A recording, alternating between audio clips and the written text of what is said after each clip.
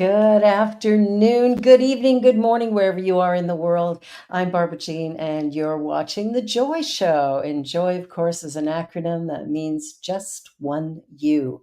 And here on the New Thought Media Network, this show is all about celebrating our unique gifts and talents and sharing that with the world. So I would like to begin by giving you our land acknowledgement for the area which I live in. So we are honored to be meeting on this land that many First Nation, Inuit, and Métis people from across Turtle Island call home. We acknowledge and thank the original caretakers and knowledge keepers of this territory, the Mississaugas of the Credit, the Anishinaabe, the Chippewa, the Haudenosaunee, and the Wendat. We also give thanks to all other Indigenous peoples, recorded and unrecorded, who have shared responsibility for this territory. In honoring the Dish with One Spoon Treaty, which protects this territory, we accept our responsibility to peaceably share and care for the resources that surround us.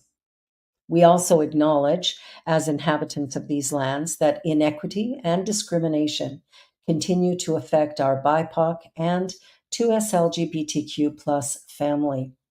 We therefore strive to be allies and take an active part in reconciliation.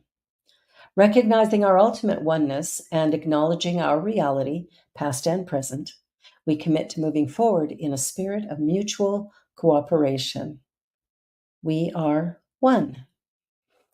Well, my guest today is the remarkable Reverend Sarah Phillips from Unity of the Bay, and she has got an incredible work, and she's called it The Alchemy of the Creative Process. And she talks about the ladder of consciousness. Oh my goodness. We met on Spirit Cafe show, and I had to bring her in here because we need to know more about this. Welcome, Sarah. Thank you. I'm so happy to be here.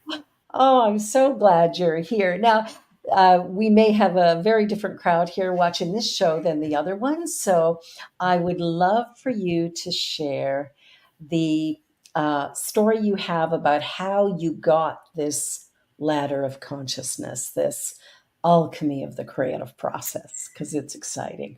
Sure. So in very late 2012, my life partner, we were not yet married, was diagnosed with an incurable and terminal leukemia. This was devastating to both of us. And I did what any good truth student would do.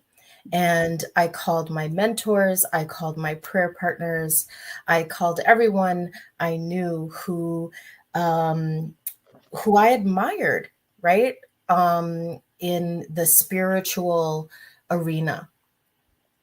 And my prayer partners, they said all the right things. They had affirmations, they had denials, they had statements of truth. And when I hung up the phone, Barbara Jean, I'll be honest with you, I was like, forget this.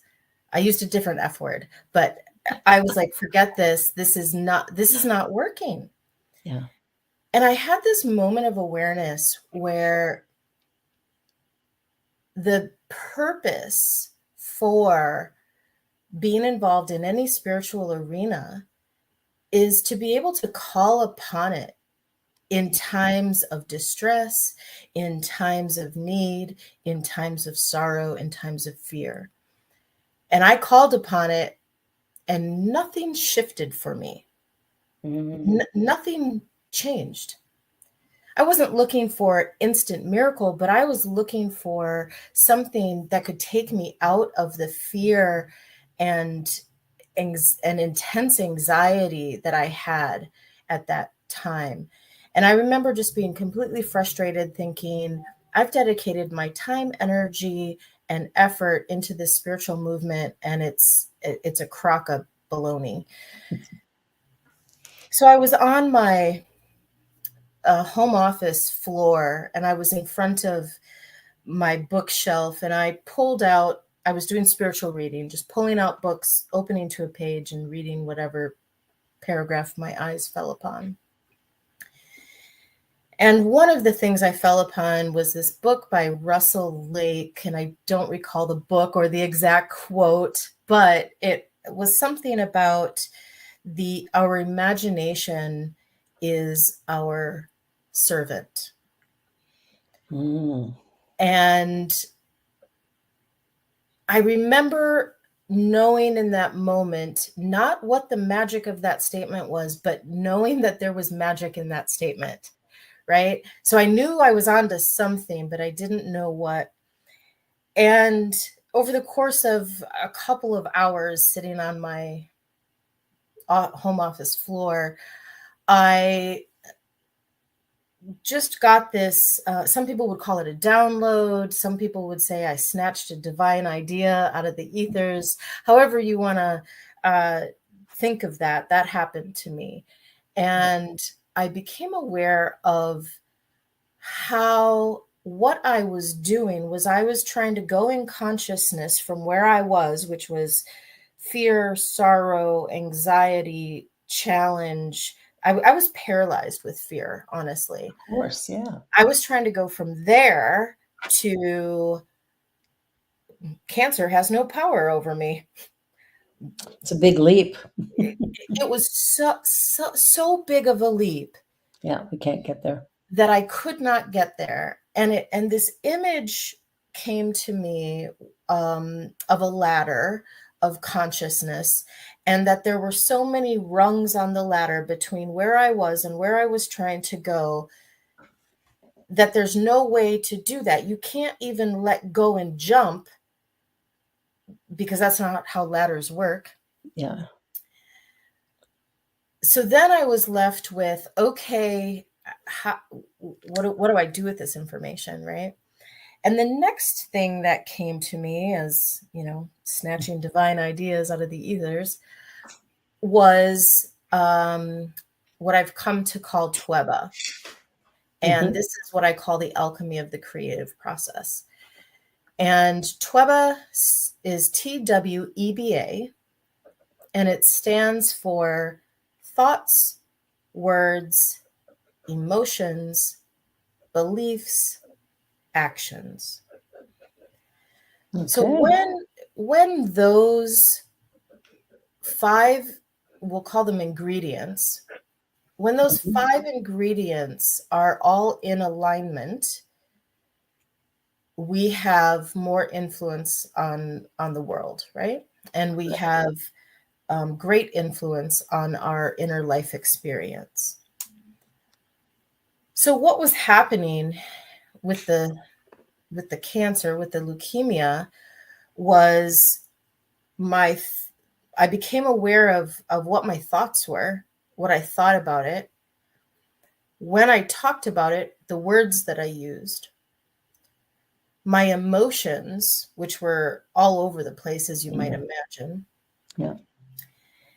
And my beliefs, and my actions. And like I said, I was paralyzed with fear. I didn't know what to do. I could barely get my spouse to his doctor appointments. Yeah. And I decided I didn't really decide. There was just this tangible thing that that I knew there was something to this Tweba. I knew there was something to, and this ladder of consciousness. Yeah. So I decided I was going to go not to here on the ladder, but I was going to go just to the next rung, just to the next rung. And I just asked that still small voice within how to go about that. And I got this image of, on my left side, to really lay out everything of Tweba, where I was in this moment. And then on the right side, and I did this first in my mind, and then it got a little cumbersome, and I did it on paper. Yeah. And on the right side, I tried to get a consistent message that I could actually believe I could achieve. That's the key, eh? So, for example, my beliefs were doctors know what they're doing.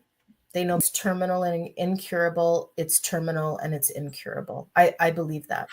Yeah. I believe in the power of cancer. Now, I'm an ordained minister, and people gasp when they hear me say that I Mm-hmm. believe in the power of cancer. And the reason I believe in it is I know people who have had it. I know Yeah. people who have it now. I know people who have died from it. And Yeah. that's powerful. Yes, There's it power is. in there, right? Yeah. But I also had a belief in that the fact that the body has an amazing ability to heal. Mm-hmm. I believed that.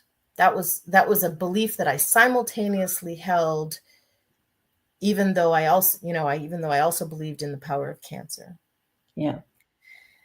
So I did this for all the ingredients: thoughts, words, emotion, beliefs, actions.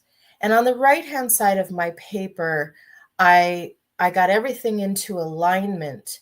So what I was doing was I was sending one consistent message to the universe, because I truly believe the universe supports us in everything we do. There is a conspiracy going on, and it is a conspiracy of the oneness that is everything, is working together and following my direction. Yes. So I wanted to send one consistent message. And I say this somewhat in jest, but somewhat not. My partner at the time, he was so far gone with the cancer that he just bought everything I said hook, line, and sinker. Beautiful. He just he just followed everything I suggested and everything I said. Wow. So I told him, in I did all the work of the TWEBA and the worksheet and everything. And then Yeah. I went to him with what I came up with on that right side. And I said, here's where we're at. Here's what we're going to think. Here's how we're going to talk about it. Here's what we feel about it. Yeah. And then, um, and then, here's what we believe, right? So, we, I focused in that first rung was the as far as I could take it, and that was, we get hooked up with the best medical professionals in the area. We have the best medical professionals for this. The acronym is TWEBA, TWEBA. Yeah. So we get an appointment with an oncologist, and something happens. We don't know what. It's the universe conspiring in our favor. Something happens, and we get a different appointment with a different oncologist. So we go there, and we find out, in fact, it is what we all thought it was, and it is this incurable terminal leukemia. Yeah. And by the way, Mm-hmm. this oncologist happened to be golfing buddies with a doctor who works at NIH, the National Institute of Health, and Right. they were doing a clinical trial on this specific rare leukemia. Nice. So then we shifted our TWEBA into, we're going to get into the trial, we're going to get into the trial, we're going to get into the trial. We get into the trial. Then we shift our TWEBA into, we're going to get into the best leg of the trial, that that it has the best effect on his body. And this trial wasn't like you get medicine or you don't get medicine. Everybody got medicine, but it was administered in different ways. Mm-hmm.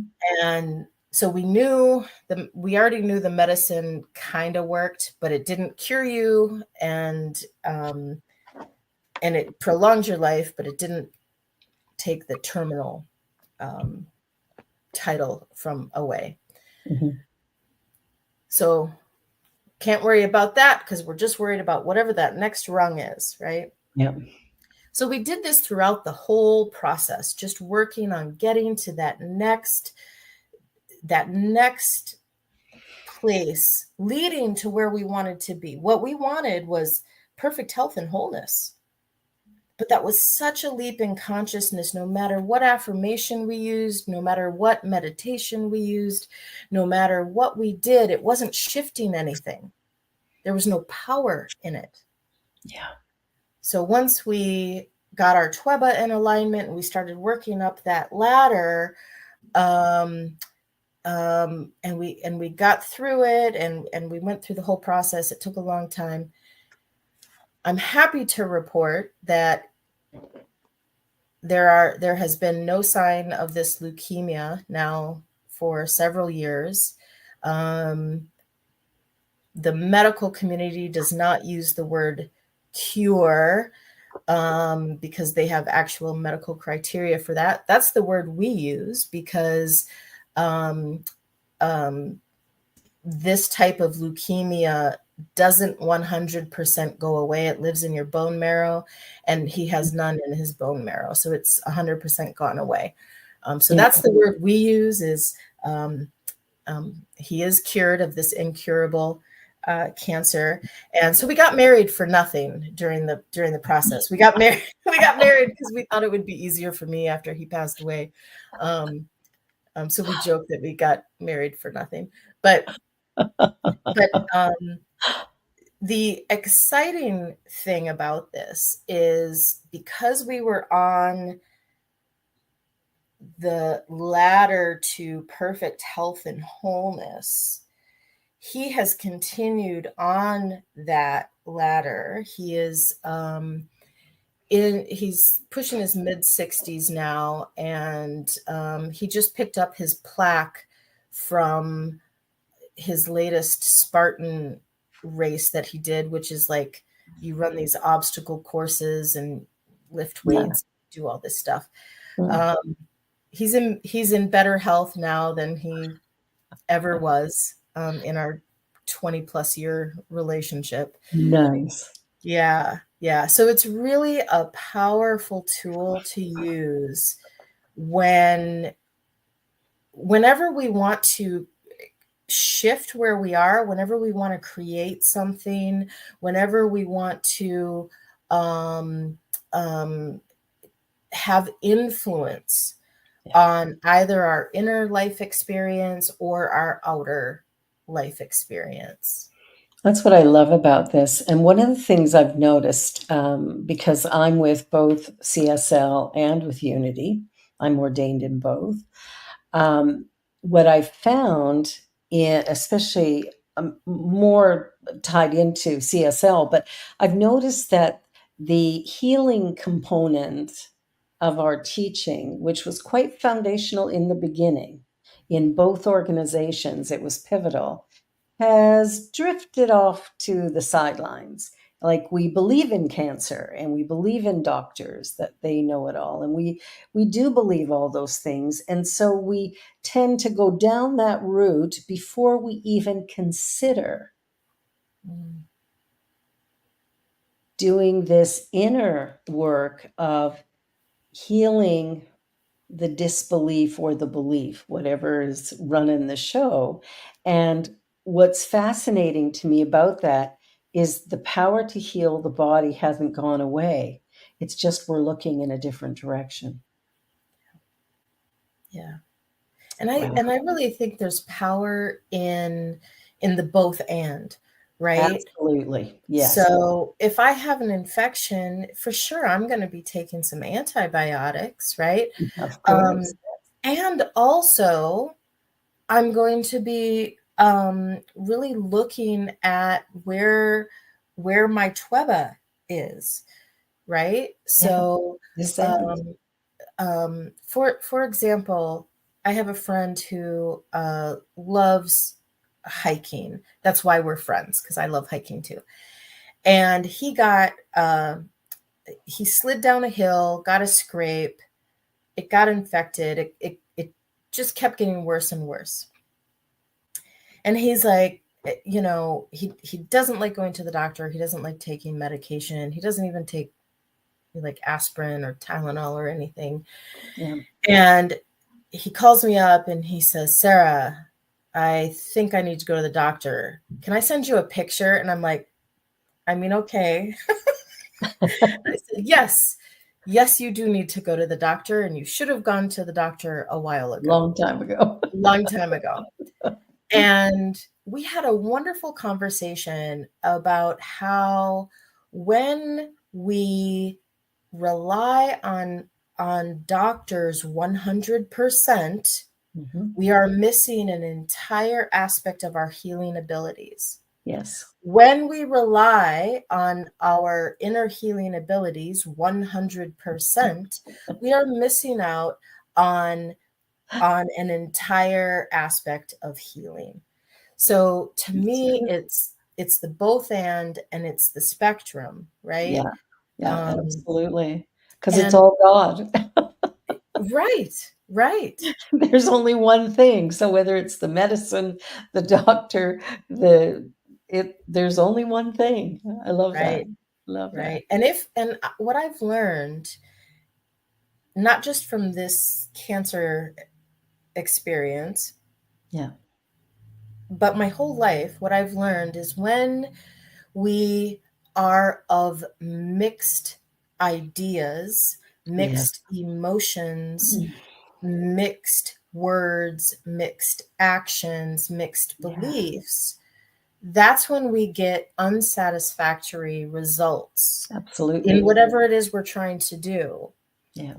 And over the years, we've gotten really close to understanding this concept. So I know in unity, affirmations are where it's at. It's such Yeah. a big deal, but we've forgotten the other four ingredients, right? Yeah. And we have the idea of vision boards, right? Mhm. So that's a whole nother example of trying to get clear on what we want. Mhm. But again, we're missing a bunch of ingredients.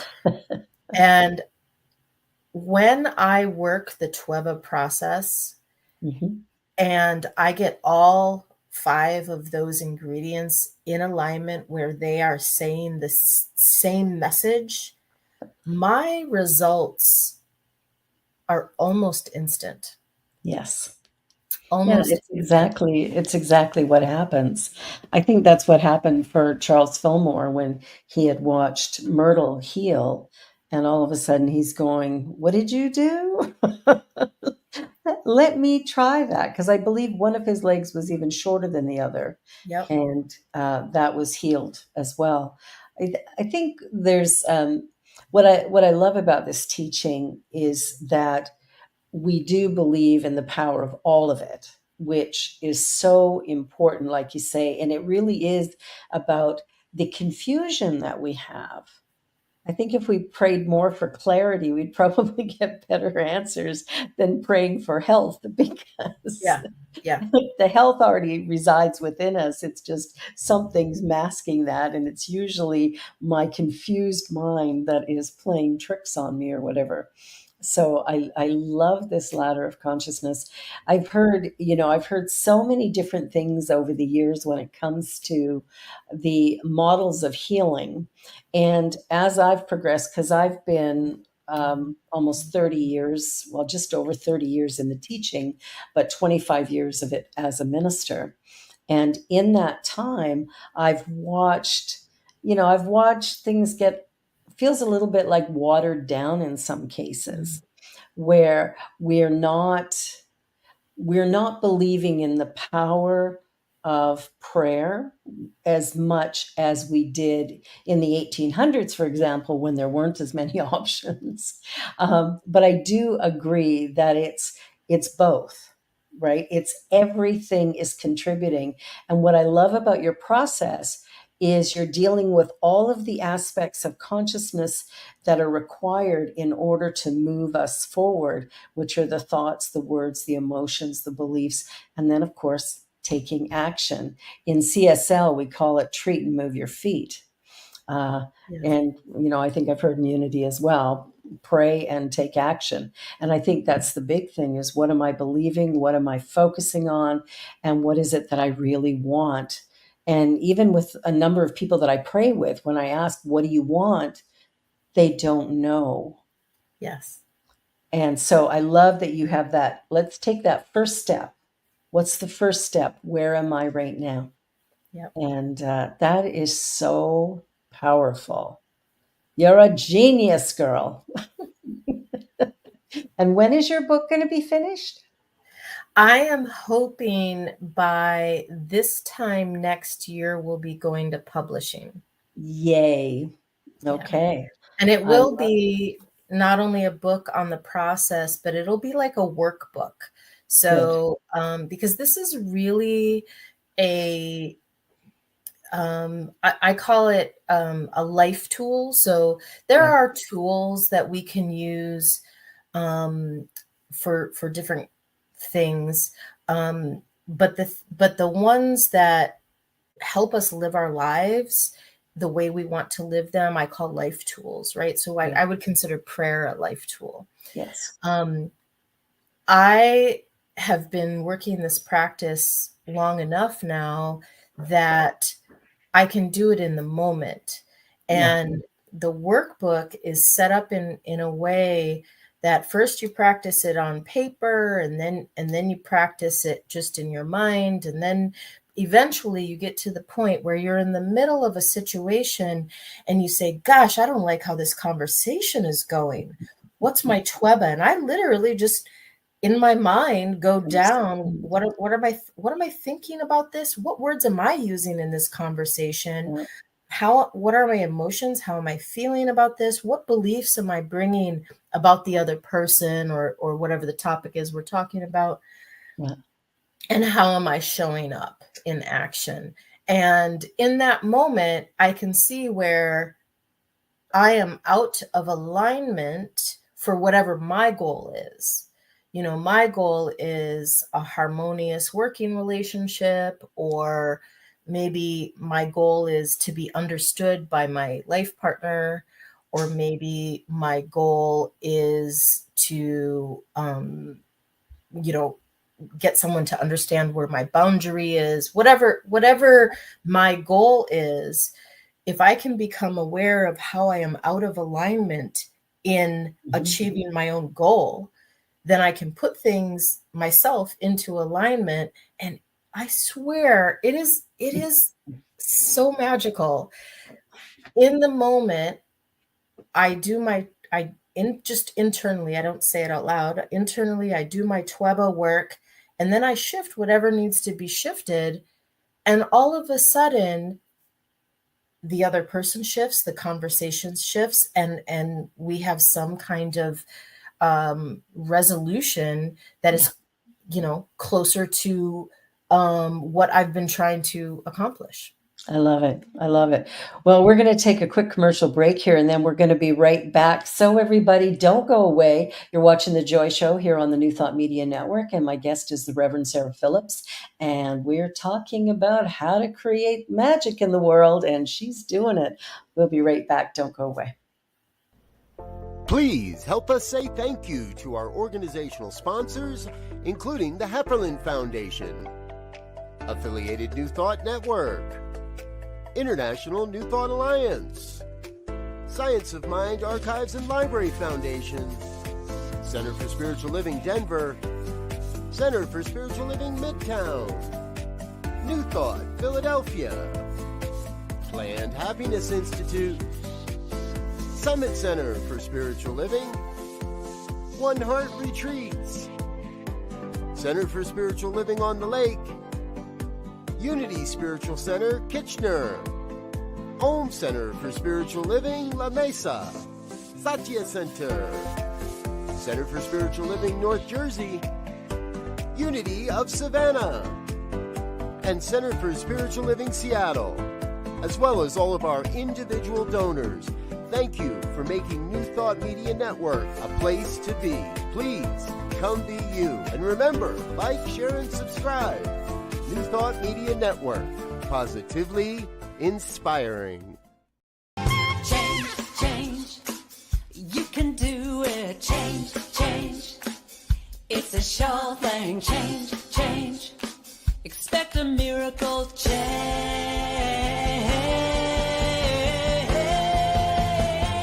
Watch me change when you change the way you look at things. The things you look at change. When you change the way you look at things, the things you look at change. When you change the way you look at things, the things you look at change. When you change the way you look at things, the things you look at change. Now do change.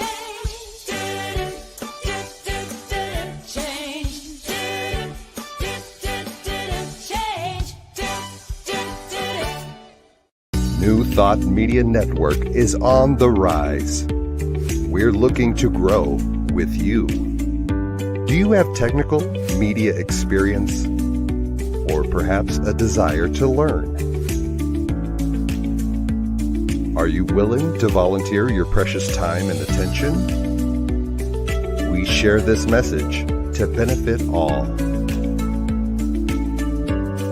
If you possess a computer with a camera and a microphone, we will share our knowledge with you. Behind the scenes or being the star, let us bless our one. Contact us at info@ntmedia.org.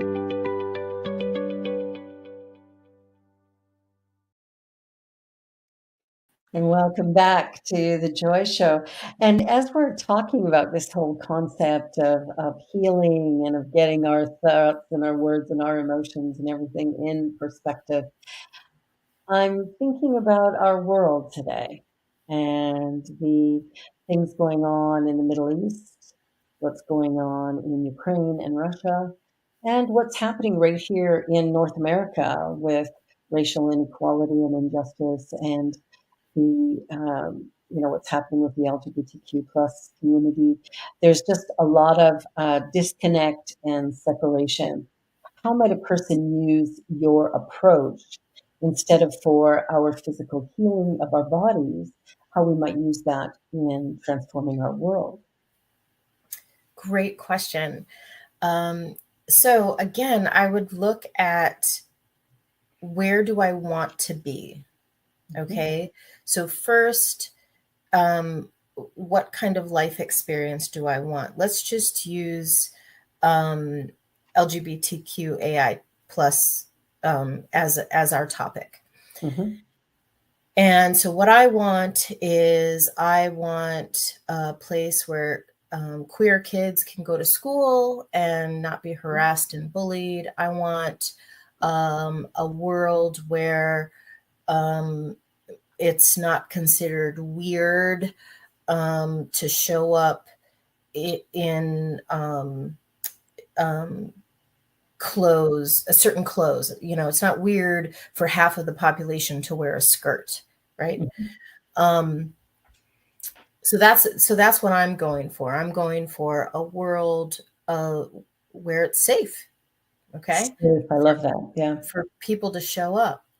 yeah. I have a transgender son, so this is a topic that is dear to my heart. I have a transgender grandchild. Yeah. So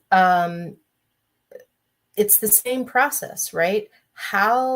Where is my consciousness right now? And we work, imagine a piece of paper, and down the paper you have thoughts, words, emotions, beliefs, actions, and you write down, what are all my thoughts about this topic? How do I talk about it? You know, go through the whole thing, thoughts, words, emotions, beliefs, actions.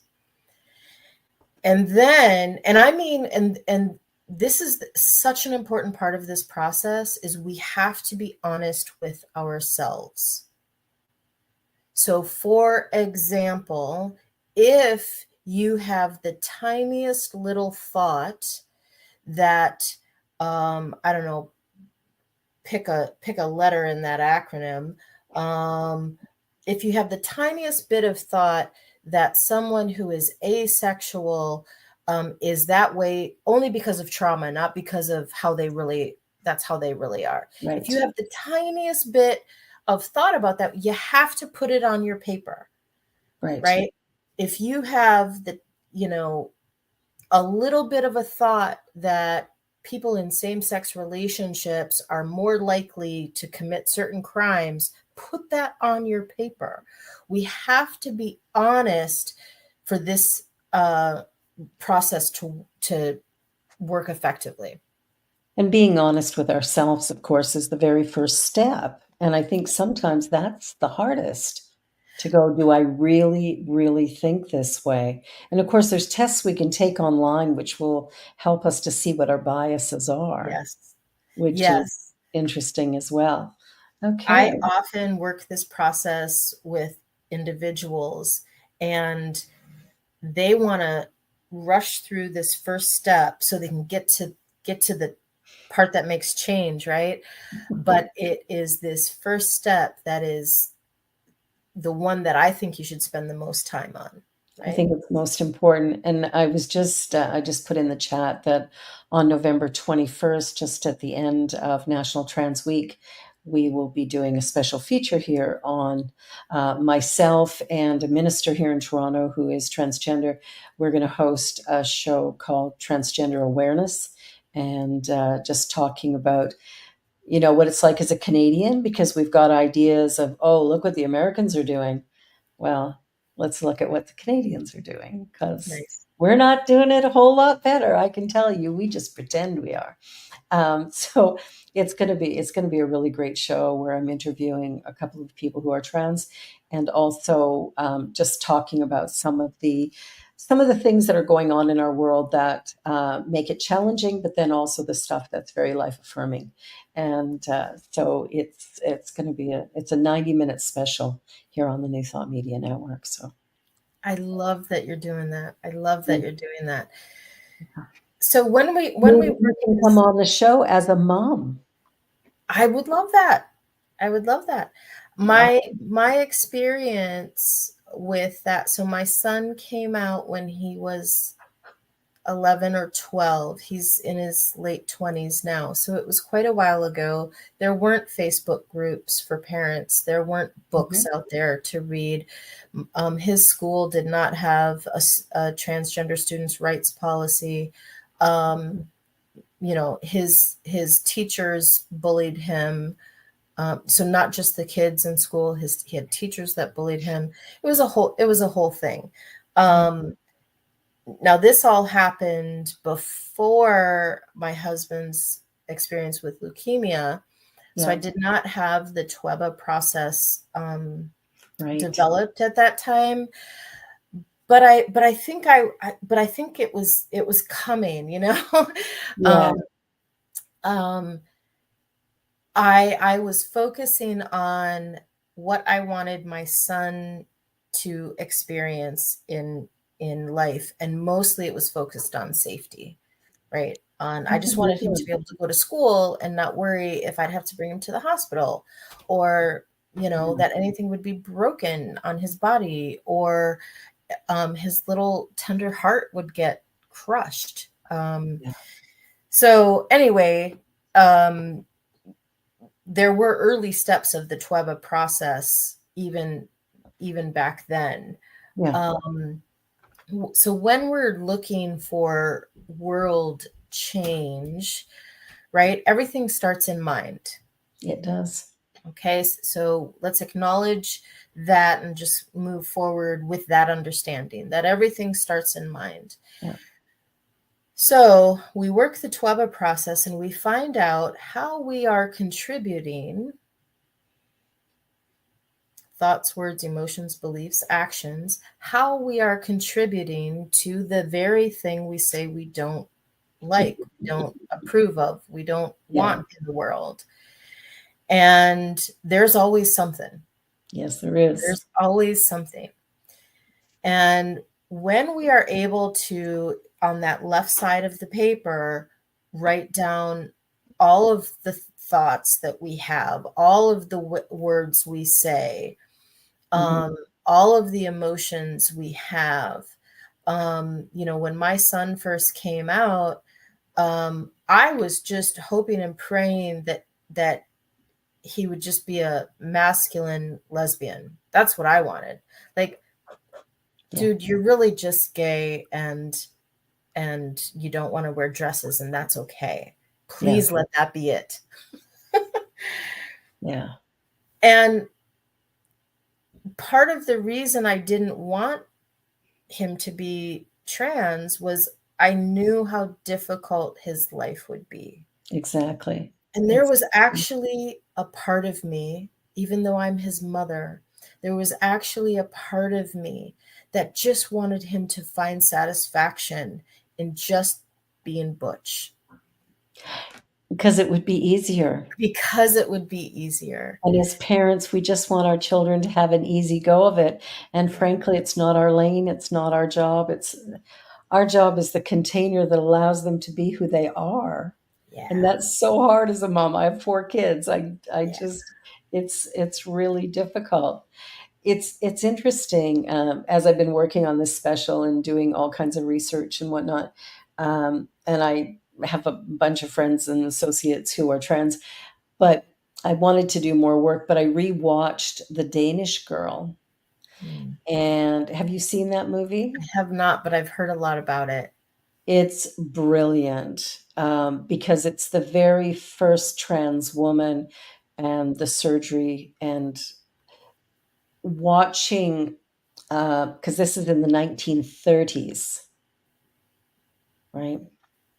It's it's beautifully done. It is so well performed, and the story of Lily is so rich. It really is one of the yeah, it's beautiful. It's well worth watching. Well worth watching. And I was glad I watched it again because I watched it before I had a planning strategy meeting with Reverend June because I too wanted to have a little different. I mean, I have an understanding, but it's different to watch somebody go through the process of discovering who they really are and then going through the physical change and what that meant, especially in the 30s when the surgery was just starting. And so it's what is that, how does that work and what is the surgery that needs to be done and how traumatic that is, especially way back then. I'm sure it's a bit easier today, but still it's huge. Yeah. Yeah, for sure. For sure. Hmm. And so as far as like creating what we want in the world, when we really can identify our own where we are, then we can work on getting ourselves into alignment. So for example, I wanted my son to be safe, and my desire for my son to be safe was bigger. It outweighed my desire for him to be true to himself. Whew, And that was a hard thing to whew. admit. That's a big pill to swallow. Yes.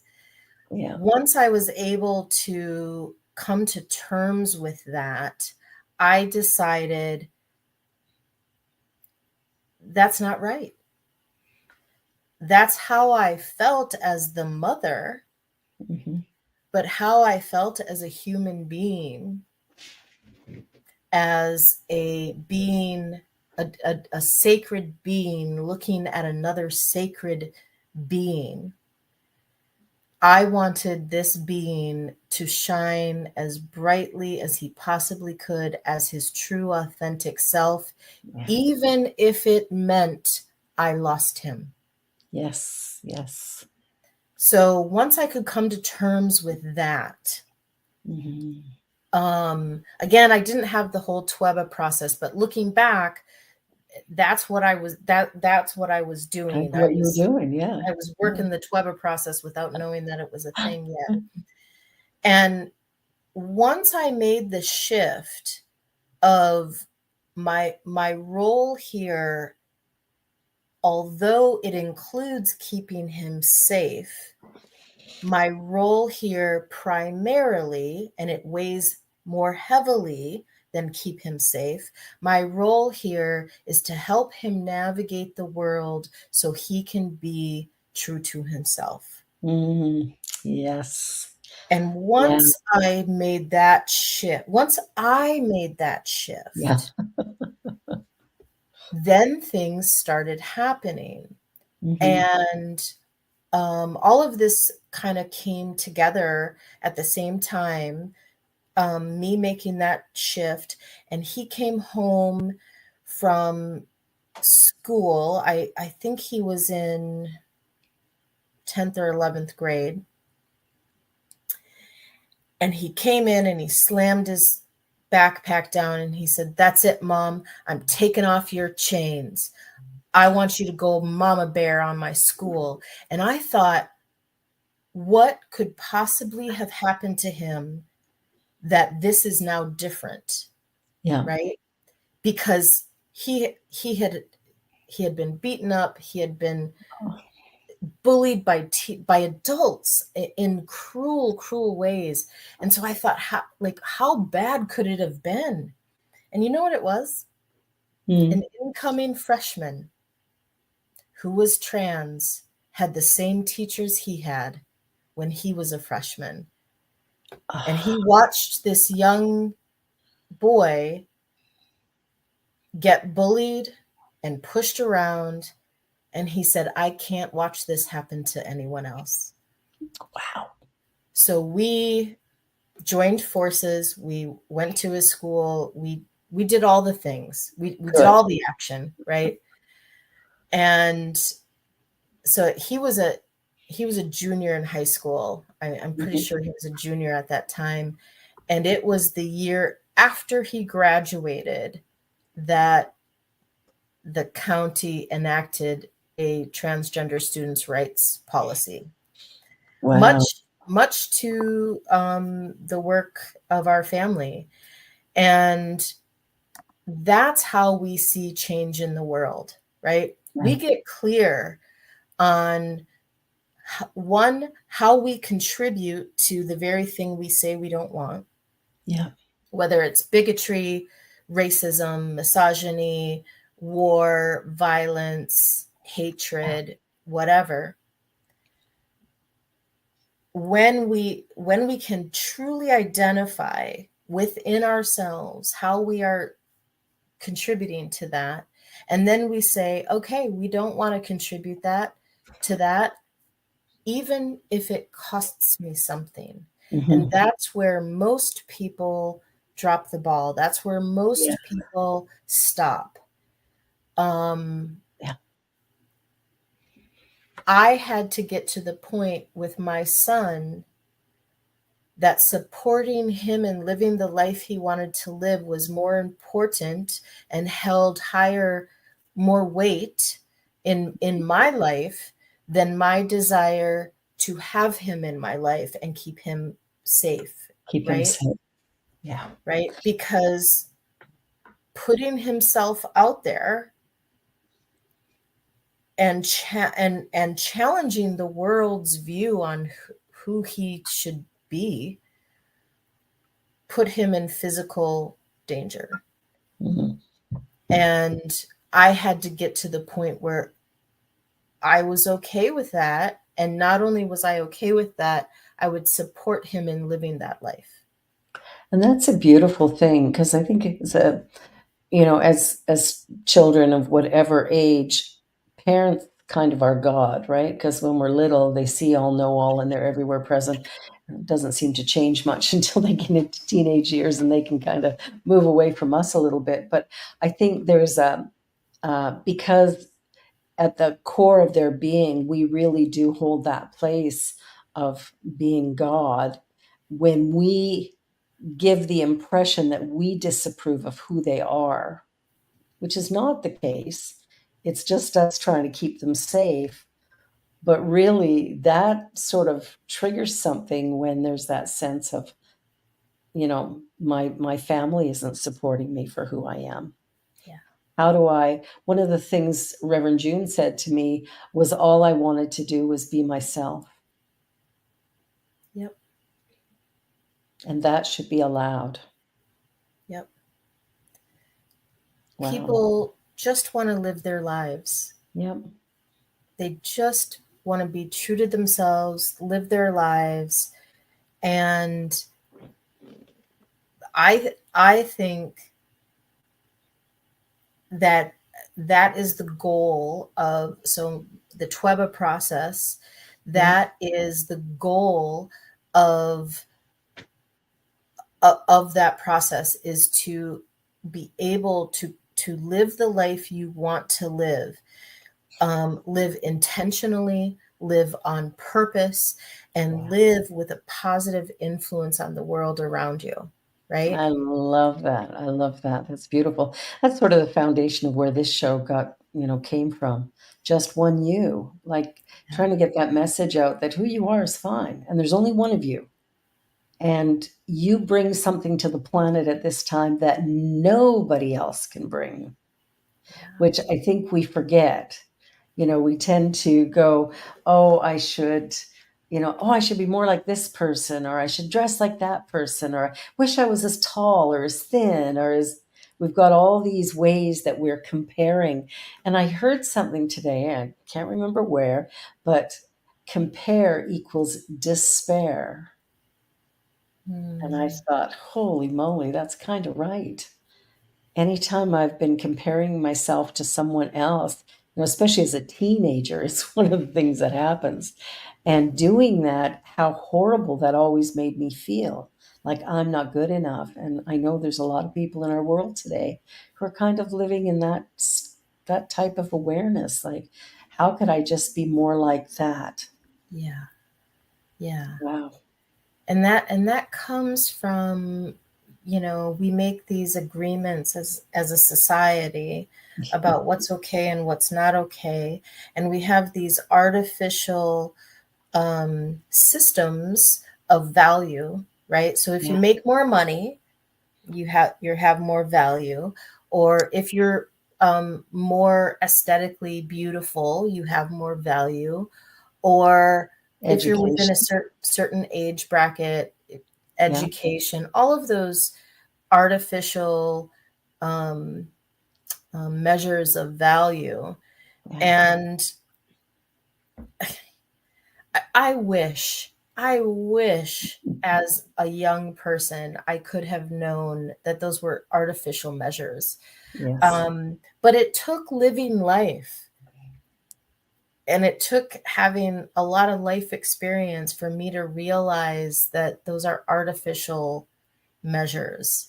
Yeah. And I don't know if that's just part of the normal human life, like in one single life evolution, but most young people don't have a full sense of that.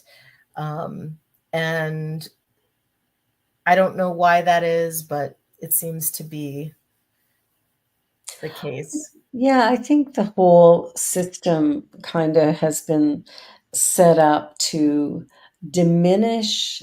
It seems to be like even the school system and everything is kind of set up to diminish the individual. And I think even when we look at the school system and the hours that teenagers are expected to be there, that to me is just shockingly weird. Like they should start school at noon and finish at 6 or something, right? Like that would just make sense. Every study that's ever been done on teenagers says they need more sleep. Yeah. And when we're working out bus schedules and school schedules, we always start the high school students earlier. Right? It's for me, I look at some of these things and I go, we're setting up systems that tend to support the upper, controllers, whoever's running, whether it's the executives of a board or whatever.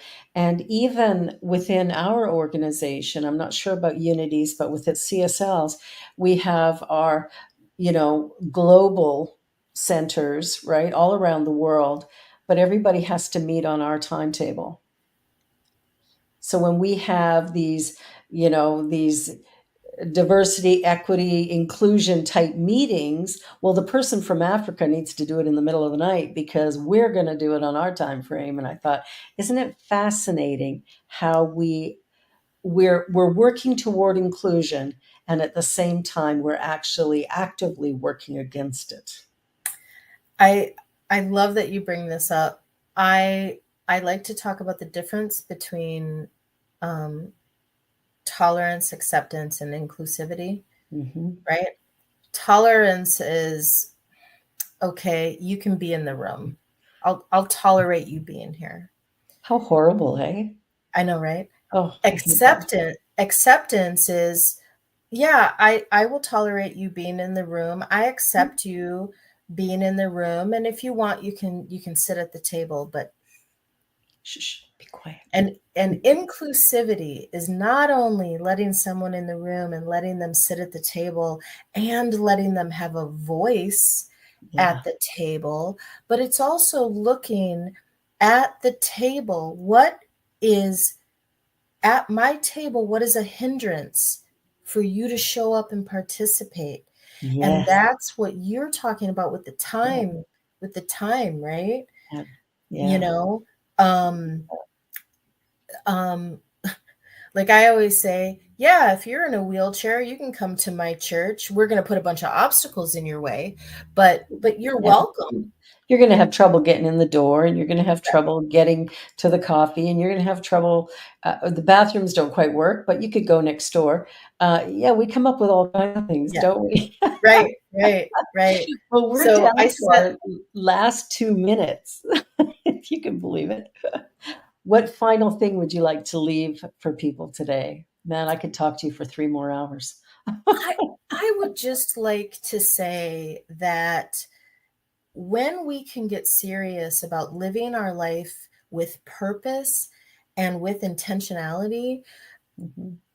that's what brings joy, right? Yeah. Because we are doing life on purpose and not Yes. living it by accident and just at the Mm. whim of whatever happens around us, I right? love that. I love that. Thank you. Well, I'm so glad you were here. I had a great awareness last week, and that was I work all the time and I wasn't taking time for pleasure.